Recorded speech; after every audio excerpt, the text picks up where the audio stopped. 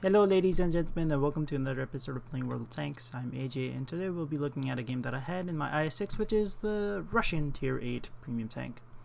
Now the IS6 is perhaps one of the easiest premium tanks to play.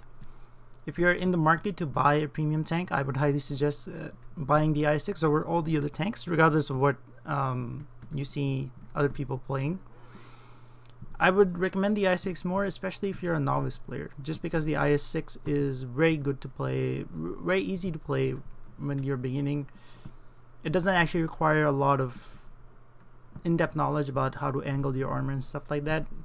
If you know all of those things, it will help you even more in playing this tank, but more often than not, you don't need to know those things. All you need to know is if it's facing something frontally, it's going to bounce most of the shells. If a gun has penetration less than 200 millimeters, it's going to easily bounce those shells. If not, then you might have to angle your armor a little bit to give it that extra little bit of thickness to bounce shells that are over 200 millimeters as well. The weak spots of the IS6 are basically its turret. The top of the turret gets overmatched pretty easily. You have to look out for that. And that the tank is fairly mobile. It has fairly high. It has one of the highest DPMs amongst all the premium tanks. And here, the VZ111 will showcase how to not play a premium tank 101. He comes out sideways to all of our team practically. Manages to, I think, not even connect to the one shot that he was trying to get onto the scout, and before he can retreat, he gets taken out. So that was his game, and now he gets sent back to the garage. Now the IS6 is fairly good at a lot of things. Brawling is perhaps one of its forte. You want to be in close. The gun is not that good. You need to hit weak spots with it. You don't want to fire APCR ammunition out of the IS6 just because the regular ammunition, which is the 122mm that most tanks get, is fairly expensive. It costs about, I think, 1,000 credits per shot, and you're gonna, if you use APCR, it's gonna be even worse. Now I see there's a comet behind us. I immediately turn around in order to deal with him.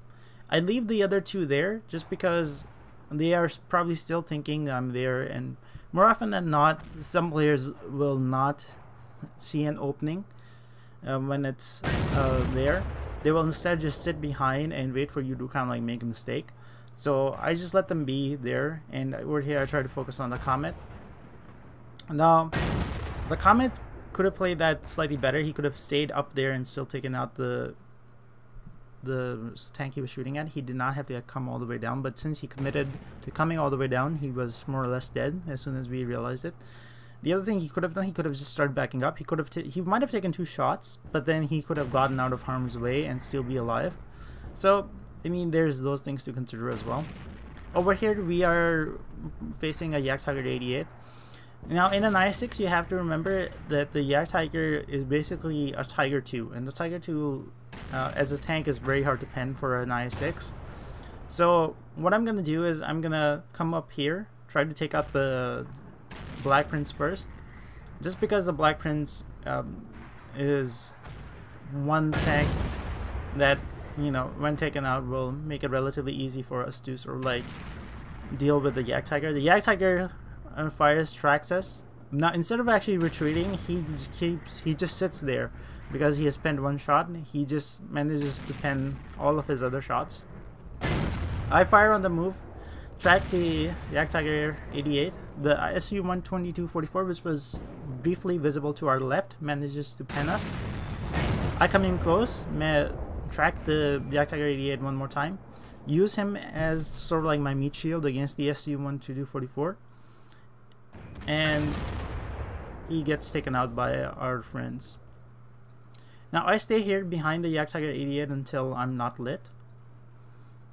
Until I assume I'm not lit. It's about 10 seconds, I think, roughly, depending on your camo values and other fun stuff like that.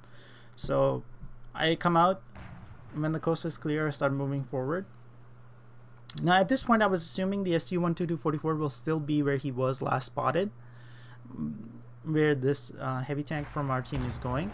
And so you see me aiming in that direction.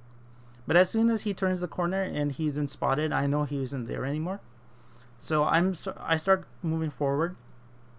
And at this point, I wasn't so sure where he was until that light bulb went off. And then I knew that the SU had come around here. Now the SU, I think, from the looks of it, is using binos. And the other thing to note is that over here, since I angled my armor a little bit, I managed to bounce the shot from the SU-1244. I come out, take the shot from the IS, and reduce him to one shot for any tank on our team. Now at this point, I make another mistake, but I do not angle my armor at all. And from the SU-1244, he starts running as soon as he realizes there's a tank behind him. I take a snapshot at the SU, hoping for a penetration. Instead, it tracks him, but that is just good enough for us to get the kill on the tank. Now at this point, I make another mistake. I stick around here. You see me turning, but I'll stick around here trying to get the kill shot on the IS. And this could have been costly if the Firefly, for some reason got killed in our cap. We would have lost this game right here. I should have, as soon as the cap went off, I should have started going back instead of sticking around. I mean, the IS is yes one shot, and that will increase our XP and credits by a little bit. But I'm in this game to make credits, and credits I think purely depend on how much damage you get done in a particular game, more so than anything else. So over here, I'm starting to head back to the cap. I'm praying that the Firefly gets a reset, which he does. Now I'm not under that much pressure to sort of like be there. Now we are just going, and I at this point didn't think I would run into any opposition, and I was hoping not to run into any opposition as well, just because I might be fairly healthy, but RNG is RNG, and you'll get you can any tank can high roll pen you some days. So I see the back of the T-43, who while firing on the move just manages to pen us, and one more shot takes out the T-43. Now that is one less tank that we have to worry about. At this point, I was actually more worried about the RD, and that's why you see me like hesitating, thinking whether I should go to the right side and come around this cliff, just because I would be already safe. But then again, if I did that, I would not have had time to reset. So I'm gonna come over here, and instead of charging into the cab to get the reset, what I'm gonna do is I'm gonna be fairly cautious and just see if I can spot something before I go in, because there's no point in me going in if I'm dead. So I come over here, the ARL is spotted, I immediately start backing off. The Firefly makes a good shot and actually pens the ARL-44. I take a snapshot. I did not want to sit in front of the ARL's gun for very long.